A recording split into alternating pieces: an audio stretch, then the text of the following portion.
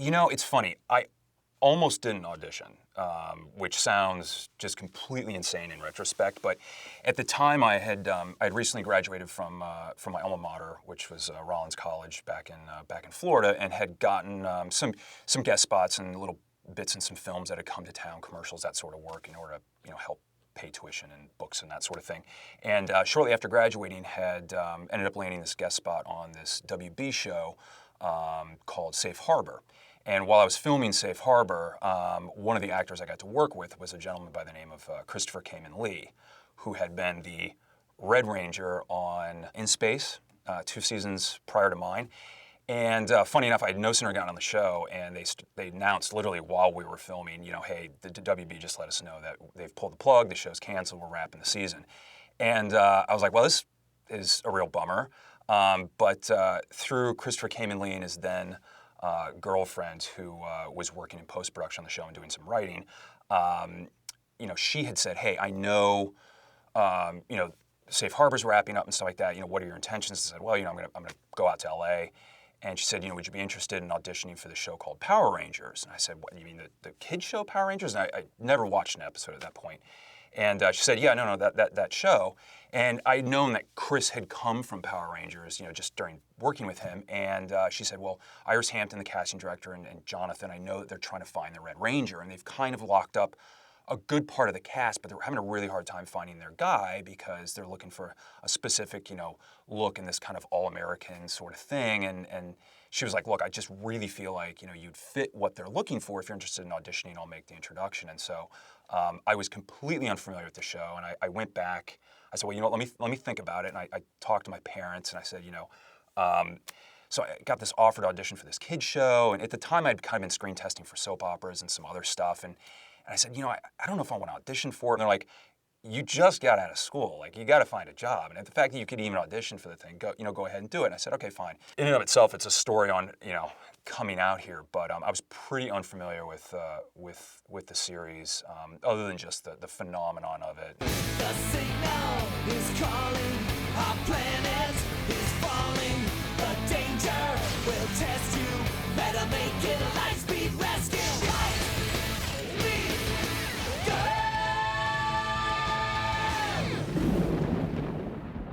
The audition process was lengthy. I think I had to go back 8 times because it was a revolving door that just kept bringing in every actor they could possibly get their hands on and pairing us up, seeing who looks the best together, who meshes well, I suppose. My manager suggested that I wear spandex, so I went in a tiny, tiny spandex dress, and nobody else did. Everyone else was wearing normal clothing, so I believe Sean actually said that he, based on what I was wearing, automatically thought I was going to be a mean girl. Because it was a high neck, silver lurex, shiny, very mini spandex dress. And platform metallic rainbow boots.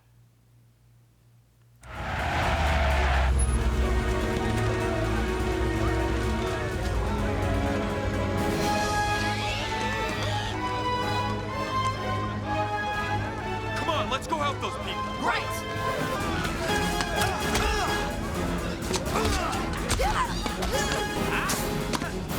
Go! Once I booked the role, we went immediately into an intensive training. It was 3-4 weeks of training, 4 hours a day with the Japanese stunt team, who are incredible. With Rangers, with the helmets, they're hardened plastic.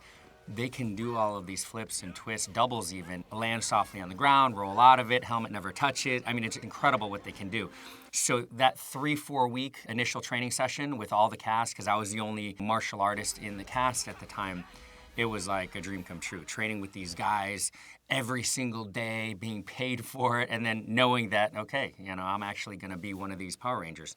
So that was incredible because we did everything from A to Z, fight choreography, basic training as a martial artist. It was easy for me to jump in, but there were modifications. Obviously, regular martial art techniques don't necessarily apply. Things have to be modified for camera angles, the size of the movements, making things bigger than they normally are. Like, you never throw a real hook punch. It's always a big, over-exaggerated hook punch, but it looks better. And Power Rangers, they're known around. And these Japanese stunt guys, they're known for their costume acting and making things look so precise and perfect and big, and that's what kids respond to. They see them move and they look like these superheroes. It was amazing.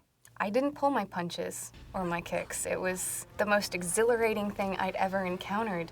These men are letting me hit them. Oh my God. And they are such tough guys, I think.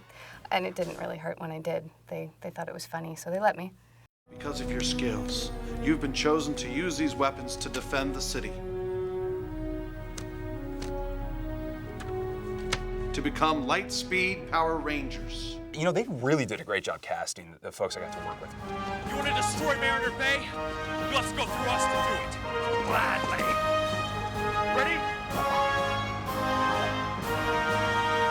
Lightspeed Rescue! Sean was awesome. He was always so calm and so understanding. When everything was hitting the fan, he'd be the one of us just calmly nodding and accepting, keeping the rest of us on an even keel. He was our leader on the screen, off the screen. He was great in terms of helping to keep the camaraderie going. He was very mature, had worked very hard in theater, and he had moved out from Florida and very serious about his acting. We all were. You know, we were all motivated, we were young, we were hungry, and we didn't just want to do a good job for this show, but we wanted this to be, you know, a great stepping stone for our careers. And so he was great, you know, as a team leader in many ways, on and off the set. Chad, you okay? What happened? I don't know. Everything happened so fast. That monster. Olympius. Mike is one of the more impressive human beings I've ever met. From day one, I mean, he's a phenomenal martial artist. Mike made us look good. The stunt guys came to Mike for moves. On the very first day, he was doing 720s, and they were gathered around, maybe you could show us how to do this. The rest of us stood back. Mike needs to be in front when we're fighting, please. But the thing is, as much as martial arts is part of his life, that really isn't the guy. I mean, he is so intelligent. He is so compassionate. He is so selfless. Truly that team player. He's funny. He's personable. Incredible dad. You know, businessman. I mean, with XMA now and stuff. I mean, it's doing some of the ESPN commentary. I mean, he was one of those people that once you first meet him, you realize this guy, nothing's going to stop him. He's just going to be uber successful in whatever he does because he just kind of had the whole package. Well, I hope you brought your umbrella, because you're gonna get wet! That was Chad Lee, ladies and gentlemen! Yes! The character itself was great for me because I swam as a kid year-round, 8 years competitively, loved the water in every way, and so it fit me very well, and so it was a natural progression into the character. It didn't feel like a stretch for me. Be careful.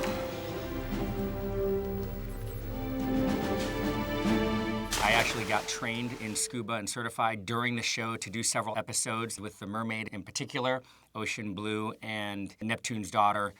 Spent a lot of time out in Long Beach, Catalina Island. It was incredible because it wasn't just being certified in scuba and doing the actual episodes, but it was the time bonding with the cast, going through that experience and developing that skill that I could carry on. And you know, it's something that I love to do. I wish I could do more of it. For 18 years, I've been training you for this.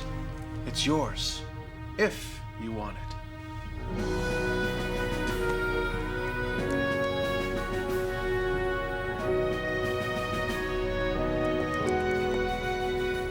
Allison's awesome as well. It's funny, she was a little bit like a little sister at some point in the show, even though there was only a few years age difference between us, but she was fresh out of high school. She brought a great energy, young, naive, but full of life and energy. It was neat. There was I don't mean it to sound degrading at all, but like a childlike innocence in her persona and her personality in real life. And it was, I think, a real kind of growth experience for her as a woman, as a human being. Plus, you know, being the Pink Ranger, you know, the Pink Ranger as a female gets the most attention. All the girls want to be the Pink Ranger for Halloween. And she was great. Great on the set, hardworking, great with kids because we did so many different charity events, you know, Make-A-Wish Foundation, working with different, you know, youth groups. And she was always out there, you know, leading it. So it was good.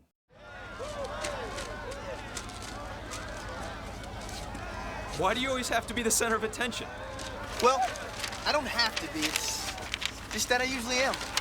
Keith was another one of those guys, kind of like Mike. You're like, this guy just has it, you know? He didn't get the job originally. After the fact, we all found out he had auditioned like 8 times, more than any of us, and they offered the role to somebody else, but they couldn't work it out. He was the number 2 pick. In the end, everyone agreed, all the producers, everyone was like, that was the right choice because he was just a natural. I think his headshot to audition for the show was a Polaroid. The guy had basically no acting experience whatsoever, but just, you know, when the camera turns on, he was just so natural. It was just one of those kind of day one, almost positive jealousies I had where I'm like, how is this guy so good without like pursuing this? He was just so natural and so funny. Charismatic, good looking, articulate, personable, funny.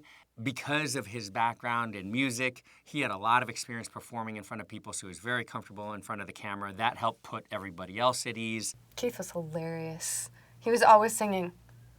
Always singing. If you couldn't find Keith, you could follow the sound of him. His singing was ridiculous, and it was great because he would like, you know, do these little shows, and he had a group, and he was like, you know, laying down R&B, and you know, but it's just being on Dreamgirls wasn't a surprise. It was just like, yep, there you go. I mean, the guy had the acting chops, and he clearly had the vocal ability. I remember watching him on the red carpet at the Oscars interviewing, and I was like, you know, it was like he was doing so well, and at the height of his, then it was the height of his career because, you know, he had that starring role, and it was just great to see, you know, one of our cast members excel to that level, and he was just enjoying it, he was loving it, and it was funny. He would always say, because he was struggling the most coming out on his own, he was the oldest of the cast, and he would always say, hey, you know, if I need and I come to you for a loan in a year or 2 years, just remember we did this together, right? And you know, how ironic he's the one that's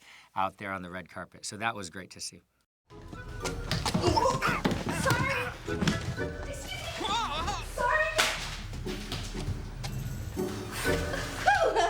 Looks like I made it just in time. Sasha, she was Yellow Ranger, and she was like my partner in crime on the show. They tend to write the storyline so that way the Rangers kind of pair up. I had a side storyline with her, Green Ranger, and our physicist, Monica. They had a little thing going, but Sasha was great, you know, beautiful, talented, tomboy at heart. Her role fit her perfectly. She truly was Kelsey-ish. You know, she rock climbs, skydives, does everything. I mean, she learned how to scuba dive while we were on the show, and not to like, she might be embarrassed by saying it, but we learned after she got her scuba certification that she's scared of fish. And it was just one of these bizarre things where it's like, you know, she just did everything, especially, you know, from being an athlete. The woman was just in phenomenal shape, Sasha was very patient with me. I was the young idiot on set, and she was oh so patient, even when I accidentally was fooling around in the hallway and kicked her in the head. I'm still not sure how that happened, but I just clocked her in the forehead with a foot kick. Yeah, it was really sad.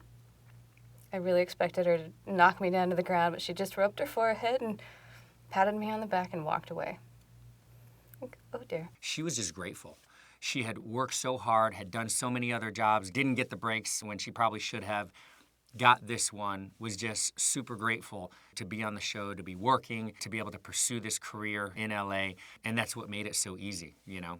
Everything was easy. That's what I remember. There was no struggle, there was no ego with all of us, you know. It was just easy. Power down! Ryan? Ryan, you're back! I hope you never leave again. I won't, little sister. This is exactly where I'm supposed to be. Everybody loved Rhett. He was the boy band guy. He was a singer of some sort as well, like Rhett, boy band singer. He was really riding that Backstreet Boys NSYNC sort of wave and had his own pop group. So he not only looked like a member of NSYNC, but he sounded like it. Every woman on set was in love with him. Actually, every woman on set was in love with Sean, too, though. And also like Keith, you know, talented, where you can act and sing, because I can't carry a note. If someone offered me $1 million right now to sing something, I'd happily do it, but I would make a complete arse out of myself. I want you to meet the genius behind everything. From your rescue morphers to your newest weapons. Rangers, this is Miss Fairweather. Thank you, Captain. Welcome to Lightspeed. Monica was a Miss America pageant contender. that's why I think she just always, like, the worst conditions. We could be in 150-degree heat, baking for hours, and she would be smiling, trying to make us smile along with her. Every set needs a Monica. No, it's no problem. I'll show you the move. Let him show up again and see what happens. Whoa. There is a time to celebrate, but this is not it. You see, now Diabolical knows that you exist. You think this fight was tough? Just wait. Oh, Ron, we didn't hang out very much, but I respected him as an actor. If I was in a scene with him and stuck, he would always kind of take me off to the side and be like, it's okay, it's okay. Just try it this way, relax, breathe. You get through this. And it's lunch in 20 minutes, so if not, we'll do it later. So Ron was my second dad.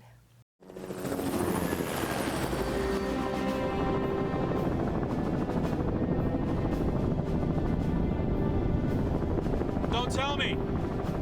We're going in that submarine, aren't we? Turning on the TV and watching the first episode of Power Rangers Lightspeed Rescue was like, you're living the dream, right? You hope for it, you audition for it, and you move to LA for it. I mean, this has been in the making for me since I was, I don't know, 3 years old. Ever since I can remember watching those Kung Fu movies on TV, that's what I wanted to do. Mike Chat was kind enough to suggest that we all kind of have I guess a sleepover of sorts. So we all got together for dinner the night before, Friday evening before the first episode aired. Everybody's families went, and it was really funny because the 3 women that came, we all dressed exactly the same. I have pictures from that night. We all have red shirts and shiny black pants on. It's ridiculous. We had a sleepover at my house. All the cast came over. We literally camped out in the living room in front of the TV. Woke up at 7 o'clock, crawled over to the TV set, watched our first episode in awe. Like, that's us, you guys? Oh my God, that's us. But then comes the time where, okay, you get through the dialogue, and then you get to the action, and we're at a disadvantage, and then it's time to morph. And then it's like, oh boy, everyone starts sitting up. We're like, okay, this is it. Like, this is the moment that you wait for, because now you're going to turn into a Power Ranger, and you're going to get to see it we didn't get to see any of the CG, effects before the show. They wanted it to be a surprise. So we didn't know what the morphing sequence was actually going to look like. They described it to us. Okay, so you're going to go Lightspeed Rescue, open the morpher, punch in the code, and then the shield's going to come over us, right? Well, we didn't know what it was going to look like. So that moment, we're all like getting ready, and then of course the way they do it is it's just like one after another, red, green, blue, yellow, pink, and that was it. Like, that was the moment where it was real, and we're like, okay, like we're Power Rangers. Like, see, we just saw it. None of us could remember the morphing sequence. They showed us for the first time in the middle of the devastation of Los Angeles, right before we were morphing, for the first time. The stunt guys come up, they discuss it for a few minutes, and then they whip through it and say, okay, go. All I know is it ended with pulling the morpher open. And that's how they would usually just skip to that part for me. Like, if they showed the morphing sequence for the other Rangers, they would just kind of get me going. And to this day, if someone asks me how to do it, I will ask them how to do it. I do seminars around the world, and I was actually just doing one recently. And all the kids, they wanted to learn the morphing sequence. So I taught them your Lightspeed Rescue, and we went through it, and I taught them about the body position, the posturing, saying the words nice and strong, using conviction with your voice and following through. I said, and then we punch in the code, and the kid went like this, and he looked at me, and he goes, thought I was going to morph, right? I didn't realize it, but he just stared at me. I was like, what happened? I was like, what? And he's like, you didn't morph. I was like, oh. It was so real to him. Like, he really thought I was gonna stand. I was right there in front of him in the group, and I was gonna morph. I was like, I'm off duty right now. I don't have my morpher on me. Like, I actually need the morpher to morph. You know that, right? He's like, oh, right, okay, yeah, that makes sense. And it's just so interesting. And this wasn't like a 5-year-old. This was like an 8-year-old. And so I'm sure he understood the reality of me being a real person. But in that moment, when we went through the motions and he's thinking, oh, this is it, he's going to morph, like, he really thought it was going to happen. So the power that and the influence that Power Rangers has is incredible. There was a mother and her son. They were able to make it on set, and I forget exactly how it came about, but she offhandedly mentioned, I was just I talked with her son, and we kind of played around and that sort of thing, and then she said, "Thanks so much. It's been great." She's like, if only I could just get him to brush his teeth. He just hates brushing his teeth and blah blah blah. So I was just joking around. I said, "Hey pal, come over here." I was like, "What is this? You don't brush your teeth? Come on, all Power Rangers brush their teeth. Yeah, you got to brush your teeth. It's it's what the cool kids do." I had no idea, but the mom ended up writing me a letter like 2 or 3 months later and said, "You're not gonna believe this, but he brushes his teeth 3 times a day now, and like I never have to ask him." And that was one of those other things that just being a Power Ranger, realizing like the impact you can have on people, because I wasn't trying to, I was really genuinely joking around with him, but I had no idea that offhanded, comment of like, "Come on, kid, you should brush your teeth. Power Rangers do it." That literally the mom was like, "This is amazing. You absolutely changed his behavior for the better." So I don't know, maybe somebody doesn't have cavities, because I was joking around one day on set. While we were doing the show, that was one part of it, and realizing, oh my gosh, like I'm playing this character. And then as we went through the season, doing all the charitable work, Ronald McDonald Foundation, Make-A-Wish, youth groups, and just meeting people. Power Rangers and Saban did a lot of outreach, especially with Make-A-Wish Foundation. And coincidentally, Make-A-Wish had been something that had been important in my family prior to my time on Power Rangers, something that my grandparents and parents had tried to contribute to and be a part of and stuff. So I was well aware of the program prior to getting on Rangers. But when all of a sudden I found out that we were going to be able to interact with some of the Wish kids, and the fact that their wish would be to meet the Power Rangers was so humbling, that those moments, getting to meet some of the parents and getting to meet some of those kids, are going to stick with me forever. It's one thing to meet a fan and have them say something really nice, and it's something that I can remember a lot of interaction with fans that was just really cool and stuff I take with me, and it's always nice to hear when someone appreciates your work or got something out of it, or had a fun time, or brings them childhood memories. But to meet someone who is battling a life-threatening disease and their wish is to meet you, I mean, there isn't much that's more humbling than that, and it really puts life into perspective. And that left an impression on me. My time on the show left an impression, but those interactions, those specific moments, left such an indelible mark on my soul, on who I am as a person, that it will be something late in life I will continue to look back upon, and great kids, great people. Great that they do that.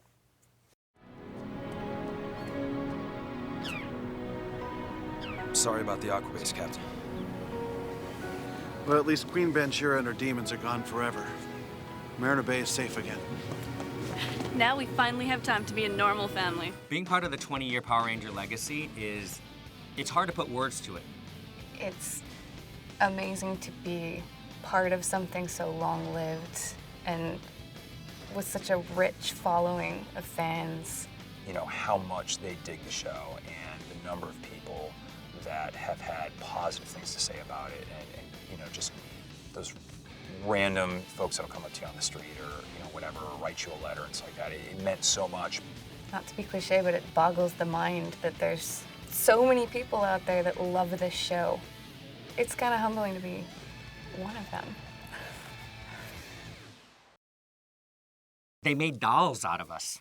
Like, we were action figures, right? I mean, how cool is that? That's one of those things on like the bucket list of life. Like, you don't usually think about, hey, I'd love to have an action figure, but the fact that you get an action figure is pretty cool. Lots of people make it to the big screen, and they're in films and TV shows, but they don't have an action figure of their own to show for it. So as corny as that may sound, it was like, hey, look, That's me.